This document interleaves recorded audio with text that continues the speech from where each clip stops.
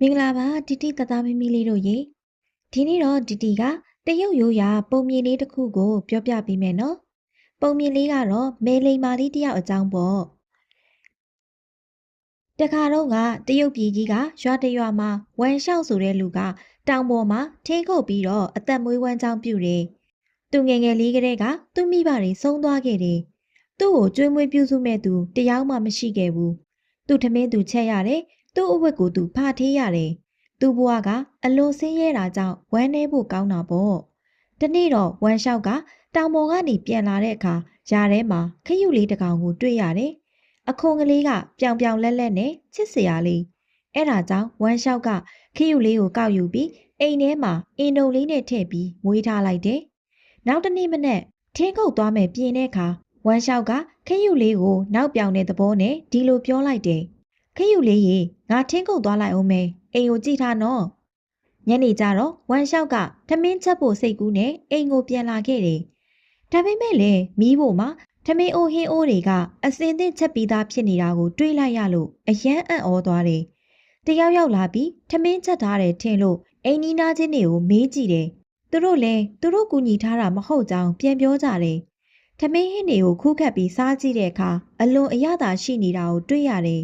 အဲ့ဒီနောက်မိုးချုပ်လာပြီဖြစ်လို့ဝမ်လျှောက်လည်းအိပ်ယာဝင်လိုက်တယ်။နောက်တနေ့ညနေအိမ်ပြန်လာတဲ့ခါမှလည်းထမင်းဟင်းတွေချက်ပြီးသားဖြစ်နေတာကိုထပ်ပြီးတော့တွေ့ရတယ်။အိမ်ကြီးချင်းတွေကိုသွားပြီးတော့စုံစမ်းပြန်တော့လေသူတို့ဘာမှမသိကြောင်းပဲပြောတယ်။ဝမ်လျှောက်လည်းတော်တော်လေးကိုတွေးရခက်နေတယ်။ခရုလေး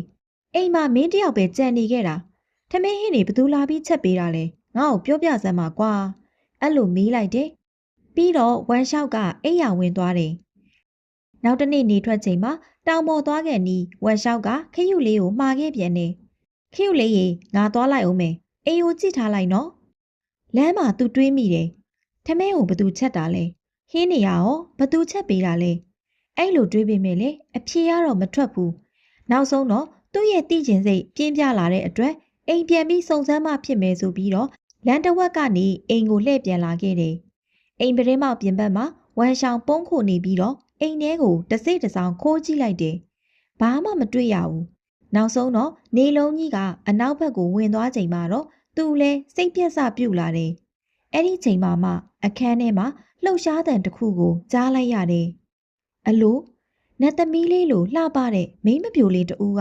အင်တုံထဲကထွက်လာပါလား။ဝမ်လျှောက်လဲအိမ်ထဲကိုပြေးဝင်ပြီးမိန်းမပြိုလေးရဲ့လက်ကိုဆွဲကင်ပြီးလက်ဆက်သက်တော့အင်တုံထဲကထွက်လာတာကိုမင်းမတူလဲ။ကျမကရှင်မွေးထားတဲ့ခရုလေးပါရှင့်ကိုကူညီဖို့ကျမထွက်လာခဲ့တာပါမိမပြိုလေးကပြန်ပြောတယ်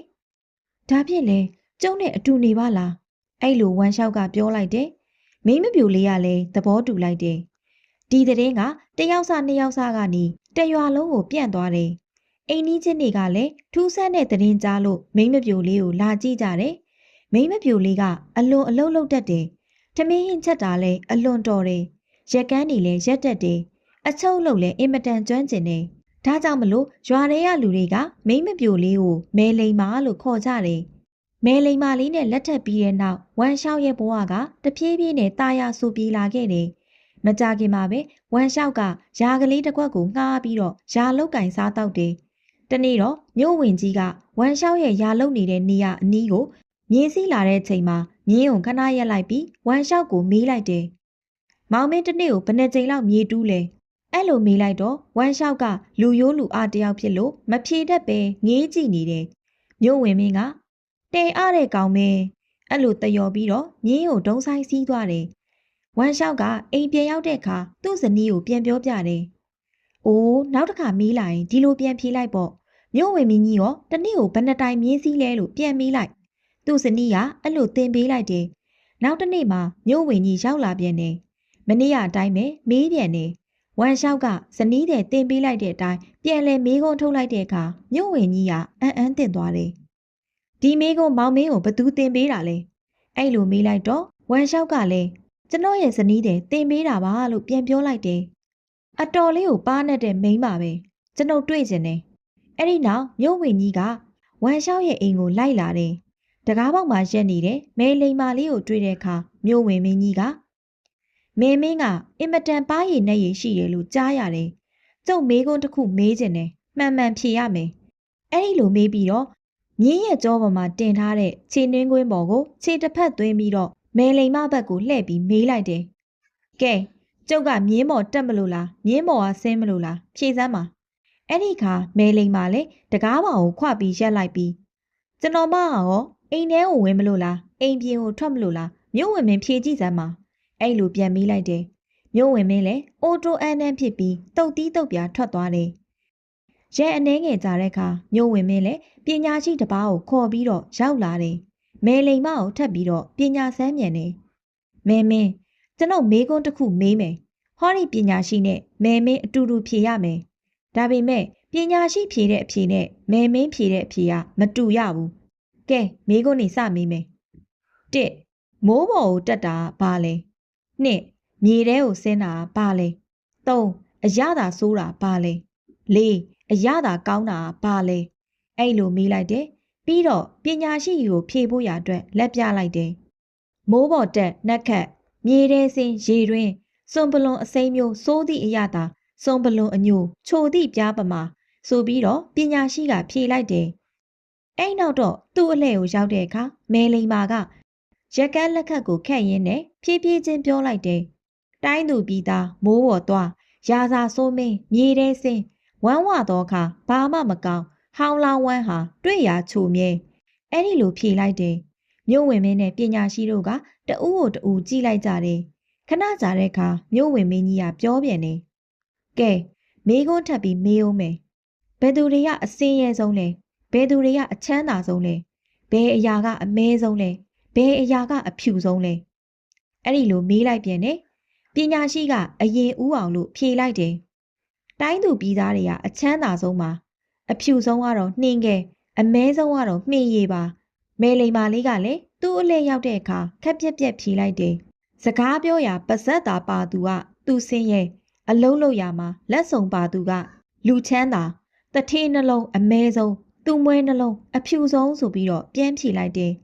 အကျောခံရလို့အရှက်ရနေတဲ့မြို့ဝင်မင်းကြီးကစိတ်ဆိုးမှန်ဆိုးနဲ့ပြန်ပြောလိုက်တယ်မဲမေးကအတော်ပါးရည်နဲ့ရည်ရှိတဲ့မိန်းပါပဲဒါပေမဲ့ဒီနေ့ညကျွန်ုပ်တွေမဲမင်းအရာနှစ်ခုကိုစီစဉ်ဆက်သရမယ်တစ်ခုကတော့အတွင်းရအယိုးအပြင်ရအသားရှိတဲ့အရာတစ်ခုကတော့အတွင်းရအသားအပြင်ရအယိုးရှိတဲ့အရာ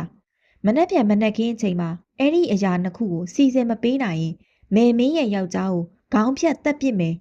အဲ့ဒီလိုပြောပြီးမြို့ဝင်ကြီးကဝမ်လျှောက်ကိုမြင်းမာကျိုးနဲ့ချီပြီးတော့ခေါ်ဆောင်သွားတယ်အိမ်နီးချင်းတွေကမြို့ဝင်မင်းရဲ့မတရားခိုင်းစေမှုအတွက်မခံမရက်နိုင်ဖြစ်ကြတယ်ဒါပေမဲ့အကူအညီပေးဖို့တော့သူတို့လည်းမစင်စားတတ်ကြဘူးမဲလိမ်မာလေးကတော့နည်းနည်းလေးတောင်တုံလှုပ်တဲ့ပုံမပေါ်ဘူးတဲ့နောက်တစ်နေ့မိုးလင်းတဲ့အခါမဲလိမ်မာကမြို့ဝင်မင်းရဲ့ရုံးတော်ကိုတွားပြီးတော့ပစ္စည်းနှစ်ခုကိုဆက်တာပြီးဒီလိုပြောလိုက်တယ်